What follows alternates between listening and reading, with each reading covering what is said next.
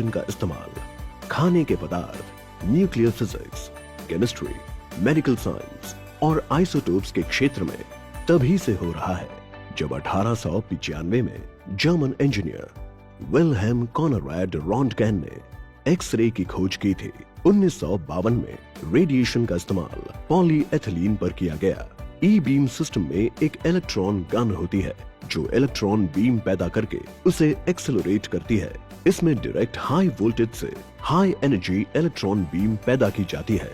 इसमें एक magnetic scanner system होता है जो इलेक्ट्रॉन बीम को किसी मटेरियल पर डालते वक्त नियंत्रित करता है।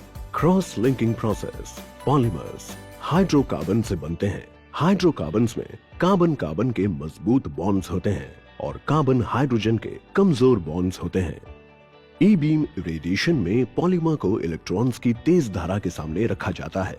ये तेज रफ्तार इलेक्ट्रॉन्स कमजोर कार्बन हाइड्रोजन बॉन्ड्स को तोड़ देते हैं और कार्बन कार्बन डबल बॉन्ड बनाते हैं। इस प्रक्रिया को हम क्रॉस लिंकिंग कहते हैं।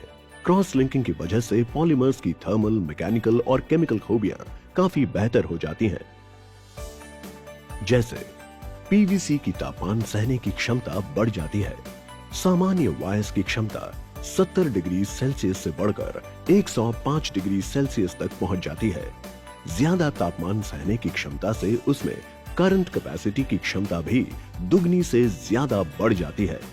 इससे केबल्स का इंसुलेशन पिघलता नहीं है। केबल्स जल्दी घिसते या कटते नहीं है। इससे केबल्स की ऑपरेटिंग उम्र भी सामान्य 15 से 20 साल से बढ़कर करीब 50 साल तक हो जाती है। इलेक्ट्रॉन बीम के प्रभाव देखने के लिए कुछ प्रयोग करते हैं। Solder iron test. इसमें सामान्य वायर का कॉपर संपर्क की जगह पर खुल जाता है, जबकि अपार अणुशक्ति ई बीम वायर का कॉपर नजर तक नहीं आता क्योंकि ये पिघलता नहीं है। ऐसे ही एक और टेस्ट में हम 1 स्क्वायर mm के सामान्य FR वायर को और अपार अणुशक्ति के 1 स्क्वायर mm FR वायर को सीरीज में जोड़ते हैं। सामान्य FR वायर में 11 से 12 एम्पियर का कंटिन्यूअस करंट गुजरता है। अब इन दोनों वायर्स में उतने ही समय के लिए 40 से 41 एम्पियर का करंट पास करते हैं। अब देखते हैं ओवरलोड के वक्त इन वायर्स का क्या होता है।